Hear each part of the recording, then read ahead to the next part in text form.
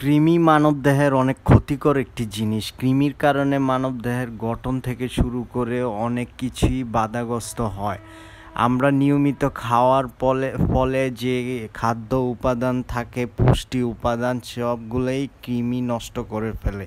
এই কৃমির কারণে মানুষের রোগ প্রতিরোধ ক্ষমতা নষ্ট হয় এবং বাচ্চাদের অনেক ভয়ানক সমস্যা হতে পারে এবং শারীরিক গঠনে অনেক বাধা প্রদান করতে পারে এবং শরীরে অনেক রোগ জীবাণু বাসা বাঁধতে পারে। এগুলো থেকে প্রতিকারের জন্য 16 মাস থেকে শুরু করে যত বয়স্ক মানুষ আছে সবারই 6 মাস অন্তর অন্তর কৃমিনাশক ওষুধ খেতে হবে এবং শরীরের সঠিক যে অ্যান্টিঅক্সিডেন্ট এগুলো ঠিক রাখার জন্য কৃমিনাশক ওষুধ খাওয়া খুবই গুরুত্বপূর্ণ।